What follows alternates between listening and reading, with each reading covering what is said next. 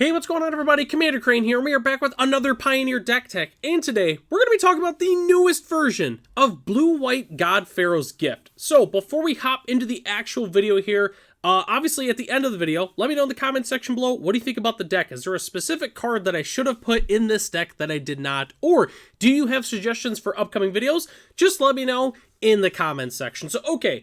This is not the first time I've done Blue-White God-Pharaoh's Gift here on the channel. I think the deck is really fun, but Aether Drift gave us a few new pieces for this deck that really help out the consistency, as well as a spicy new card, obviously you can tell by the thumbnail here, that I think is really good for the deck. So obviously, for those who don't know, God-Pharaoh's Gift, what are we trying to do? We're playing the actual card. Well, God-Pharaoh's Gift, 7-mana artifact. At the beginning of combat on your turn, you may exile a creature card from your graveyard. If you do, create a token that's a copy of that card, except it's a 4/4 black zombie. It gains haste until end of turn.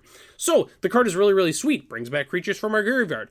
Here's the thing though, it's 7 mana. We're really gonna, there's no Tron in the format. How are we actually gonna bring this into play? Well, we're going to use a couple of cards that help us reanimate some artifacts from the graveyard. So, obviously, Refurbish is one of the cards we've played for quite some time. But we also got Tune Up in Aether Drift. So, Tune Up is technically better than Refurbish. It does bring back a vehicle, but spoiler alert, we're not playing any vehicles in this deck just because it doesn't work well with God-Pharaoh's Gift. But the thing is, we basically just got more copies of Refurbish, which is exactly what this deck needs.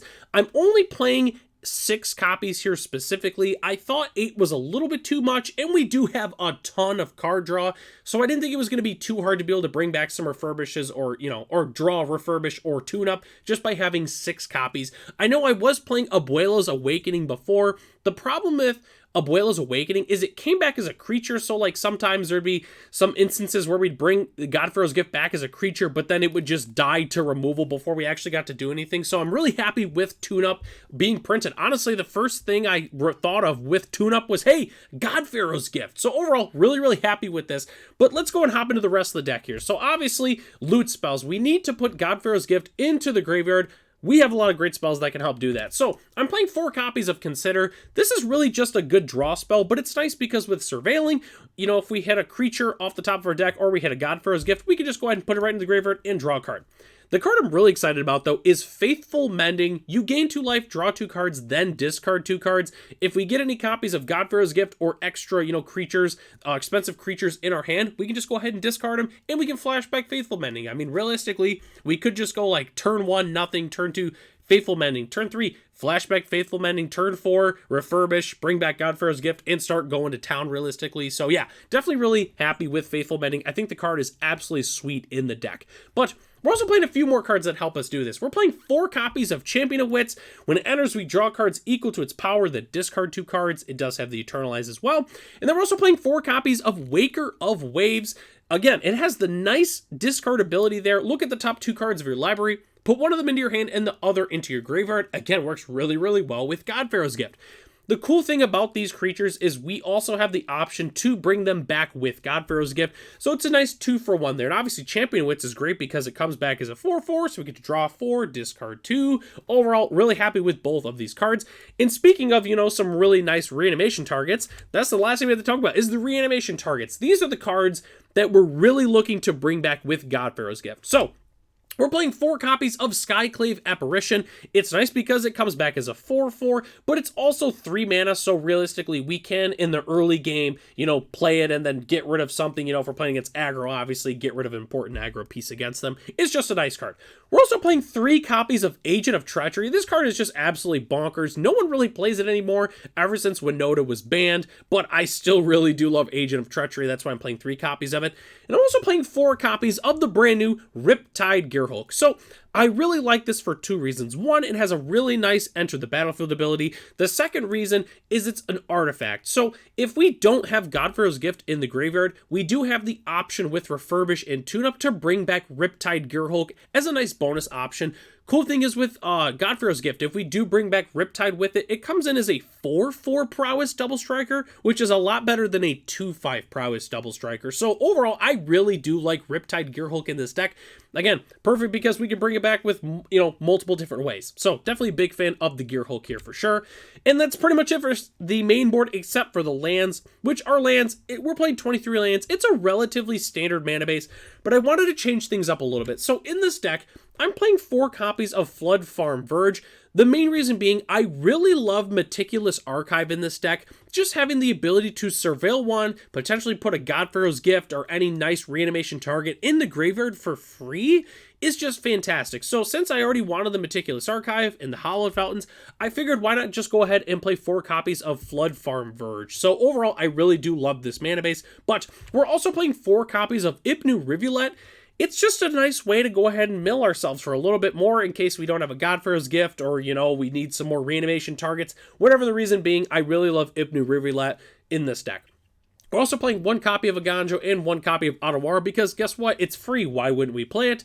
And then rounding out our lands, we're playing 2 copies of Hall of Storm Giants, 1 basic plains, and 2 basic islands. And as our spicy basic lands of the day, obviously, whenever a new set comes out, I love to feature the brand new extended arts, and I really do like the ones from this set. I really like the island a lot more than the plains. I think the plains is alright. I believe that's Amonkhet there. And I do like Amonkhet, but I don't know. I just think the island is definitely really, really cool from this set.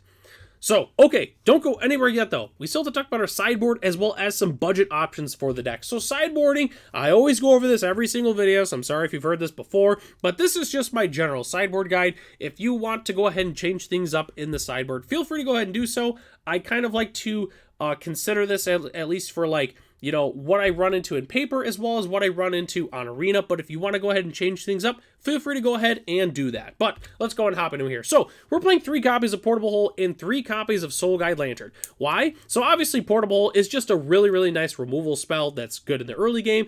And Soul Guide Lantern is just a nice way to hate on the graveyard. That's not Rest in Peace. We don't want Rest in Peace in this deck because it hurts us. But it's also nice because we can bring them back with Refurbish and Tune Up. It's not something we're going to do a lot, but it's definitely an option, to have. So that's why I'm playing Portable Hole and Soul Guide Lantern.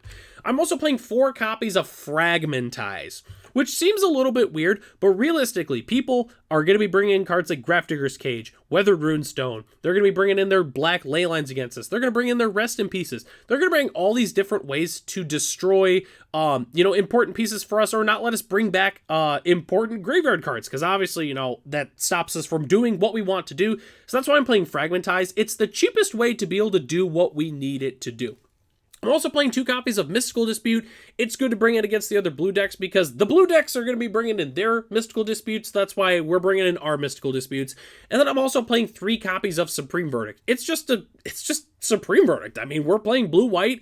We obviously want some, removal that's going to be good against other blue-white, or not blue-white decks, but, aggro decks and such. So yeah, we're just playing 3 copies of Supreme Verdict. Enough said on that.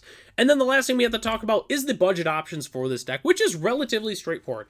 Budget dual lands. I talk about it every single video, but just play some budget dual lands. I know in the budget version, I played some of Darkheart Waste. I also played a couple of the blue-white temples. There's a lot of really good blue-white budget dual lands you can play for this deck. You can also swap out the new Gearhulk as well as Agent of Treachery. I want to say in the budget option, I put in the unidentifying hover ship or whatever from Duskmorn as a budget for the Gearhulk. The agent, though, I don't specifically remember what I swapped it out for. Oh, it was Angel of Serenity, the big flying angel from Return to Ravnica. It exiles some permanents when it enters play. I thought it was somewhat similar to Agent in terms of mana cost and role in the deck. But the current list, as it's constructed right now, is $262 US, which is, kind of on the more pricier end for what we like to build here on the channel. A lot of it's just because of the dual lands as well as the Gearhulks. But the budget list, I was able to get it down to $43 US, and I don't even think I changed a single card in the sideboard. So all it is just playing some of the more budget-friendly dual lands, cutting some of the utility lands, as well as just, swapping out the Gearhulk. But I really do love the Gearhulk in this deck. Hopefully, as, Aether Drift is kind of, it ages a little bit, hopefully that the price of the Gearhulks come down a little bit. So it does make this deck a little bit cheaper. But overall, I really love this deck. I think God-Pharaoh's Gift is just a really fun deck to play in Pioneer. You don't see people playing it a lot, but when it does see play, all of a sudden it just comes out of nowhere. You put the God-Pharaoh's Gift in play, and you just start reanimating some really, really cool creatures. So overall, really happy to get a nice upgrade for this deck and to be able to update and talk about it again as well. So that takes us to the end of the video here. Thanks so much for watching. The deck lists are in the description below if you'd like to check them out for yourself. Huge shout out to our channel members, Ralph, Matt, Arcadius, Ray, Gary, Saranoki, Night Red 3, and our premium channel member, Michael D. If you are interested in being a channel member, it's only $1 US a month, and you gain access to the exclusive Commander Crane Discord, as well as other features here on the channel. So, I'm Commander Crane. Thanks for watching this video, and I hope to catch you in the next one.